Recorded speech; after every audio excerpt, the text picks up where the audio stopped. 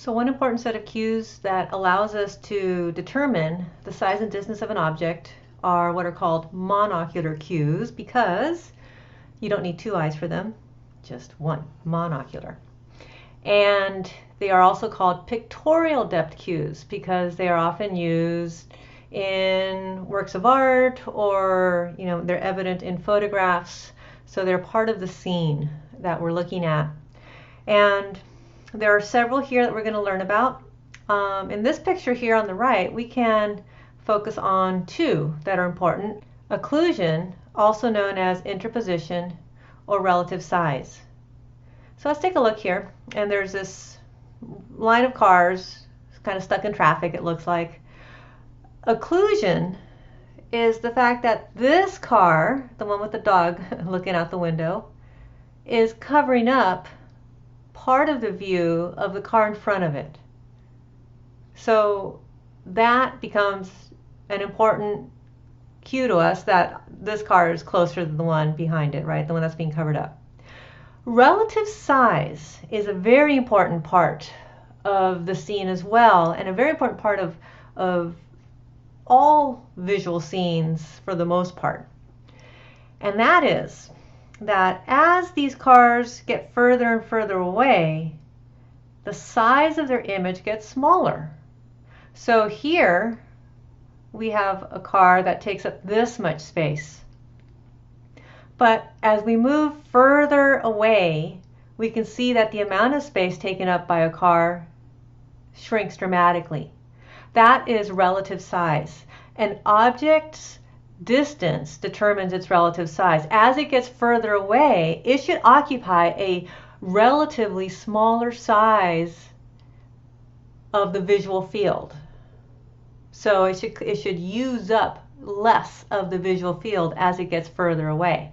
You can hold your thumb up. As you hold it up close, it's a bigger part of what you're looking at, and as you move your arm away, the image size of your thumb will shrink. That's relative size.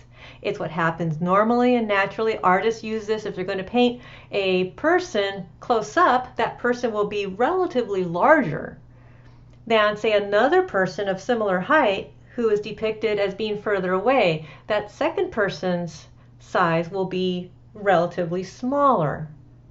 And that helps maintain our sense of, okay, this is how large this person is. We know that the person didn't shrink as they walked away. We just know that they're further away. So we take that into account. And so we're definitely seeing these two here. The occlusion, where one is covering up another, and then relative size. Distant objects will occupy less space in the visual field than nearby objects. Relative height's another important one. So if we look here at this picture on the left, we probably perceive the clouds as being further away than these rocks. Objects that are relatively high in the scene will be perceived as being further away than objects that are at the bottom. So that's the idea of relative height. The higher an object is in the scene, the further away we perceive it to be. Likewise here, the trees that are more towards the bottom of the scene will be perceived as being closer than, say, the horizon back here. Same way, the waterway here is perceived as being closer than these objects here that are higher up in the scene. So that's relative height, and that's also an important cue. Now, familiar size is another one that we use, and this is where we rely on our familiarity with the object. So familiarity can be used as a cue for distance. So here's an example with three differently sized objects, but that are all familiar to us: a watermelon, an orange, and a strawberry. So the watermelon is obviously the largest, the orange is in the middle, and the strawberry is the smallest. Depending on the distance that they are away from us, they might create the exact same sized image on our retina. Why? Because of relative size. We take this big watermelon, but we move it further away, its image size will shrink as it gets further away. That's relative size at work.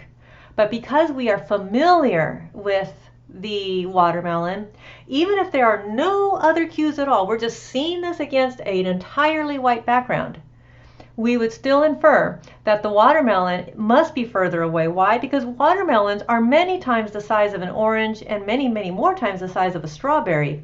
And so if this watermelon is creating the same image size on the retina as the orange, it must be that the watermelon's much further away. And so we use that to help determine the distance of an object. Here's another example of that. So here we have a quarter and a dime. I'm going to lay them side by side, and we can clearly see that the dime is smaller than the quarter. But what happens if I move the quarter further away? Its image size will get smaller, but we still know that the quarter is larger. So as long as you can determine that this is a quarter and that this other item is a dime, then even in the absence of any other cues, just against a plain background with no other depth cues, you'll still be able to determine that the quarter is farther away because of your familiarity with it. Now let's take a look at how a familiar sized object can influence your perception of the distance of a large object like this tree. Here, there aren't too many other cues to help provide a real sense of just how large this sequoia is.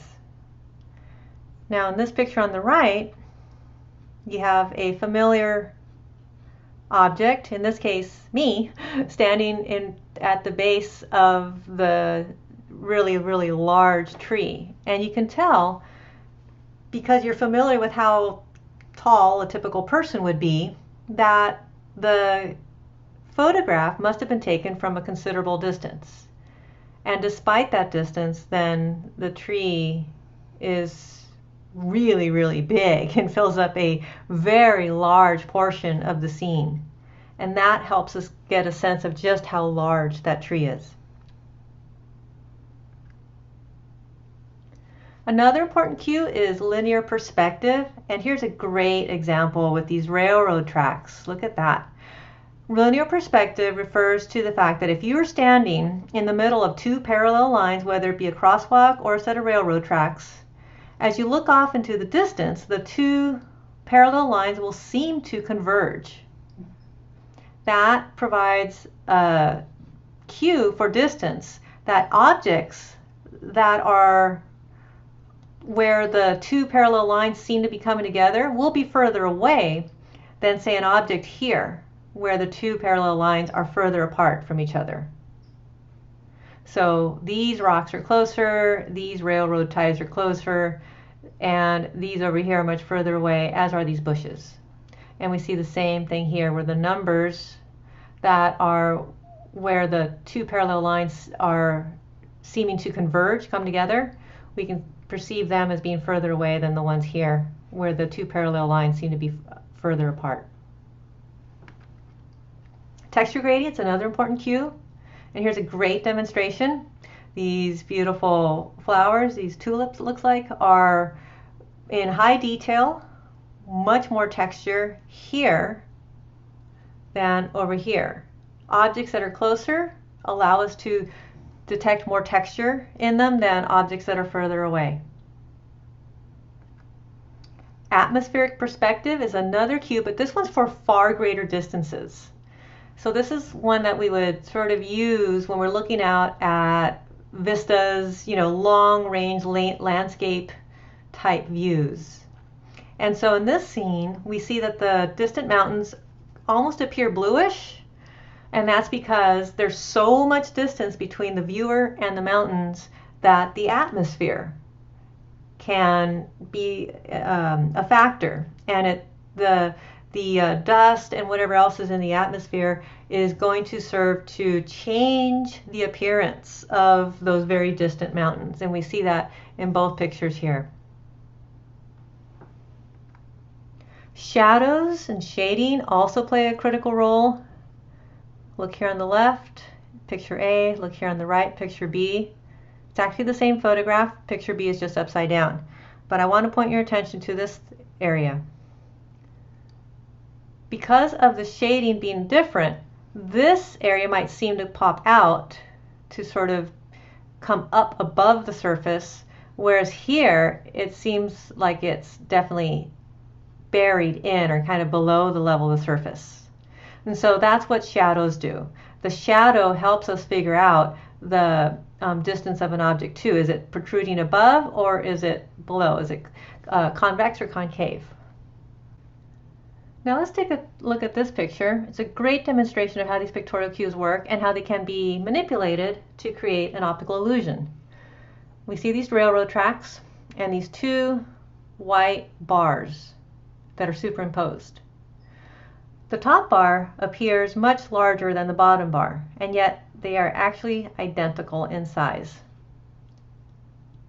And if you don't believe me, pause the video and just use a pen or something, or even your finger along the screen to measure each, and you will see that they actually are the same exact size. So this effect is pretty powerful because the top bar does seem to be considerably larger than the bottom one. So what's going on here? We have a number of cues that are at work here. What they are telling us is that this bar at the top is further away than this one down here. So take a moment and look and ask yourself a question. Is occlusion at work here? Is the fact that something is covering up something else a factor? Is relative height a factor here? Is the fact that one of these bars is higher than the other important? Is relative size a factor here?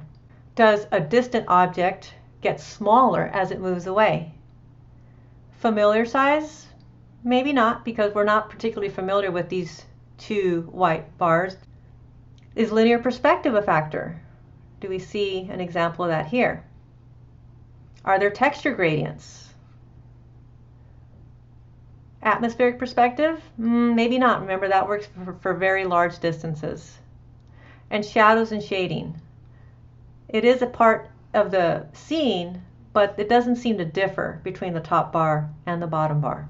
So pause the video for a moment and just kind of go through and see which cues are at work here. So if you did that, you probably noticed relative height is a factor. The top bar is higher than the bottom, and we know then that the visual system usually infers that an item that is higher up in a picture is going to be farther away. I'm going to go down here to linear perspective. That's another one that's really clear here, isn't it?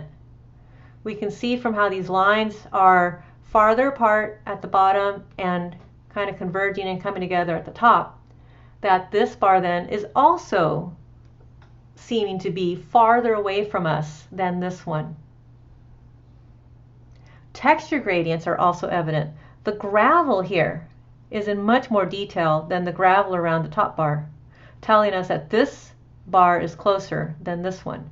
So we have at least three cues, relative height, linear perspective, and texture gradient, that are telling us that the top bar is farther away than the bottom bar.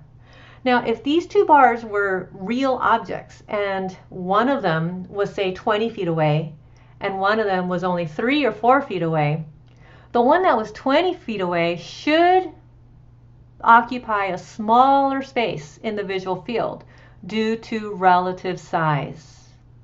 Because as an object goes away from you, remember, it should get smaller. Its image should get smaller. We know the object doesn't shrink, but its image should get smaller. And this top bar violates that by not getting smaller. And therefore, our brains interpret the top bar as being actually much, much larger than the bottom one. Why? If this was a real object, if it was an actual railroad tie and we moved it up here, its image would get smaller. The only thing that would be big enough to occupy this much space in the picture is something that would be actually this big down here. And so we interpret this bar as being larger than this one. And that is truly just an illusion created by these pictorial cues, because in reality they are identical. This artist has been able to create a very good 3D scene here. Here's another. This is just a sidewalk, and yet the artist has been able to create an amazing sense of depth through these pictorial cues.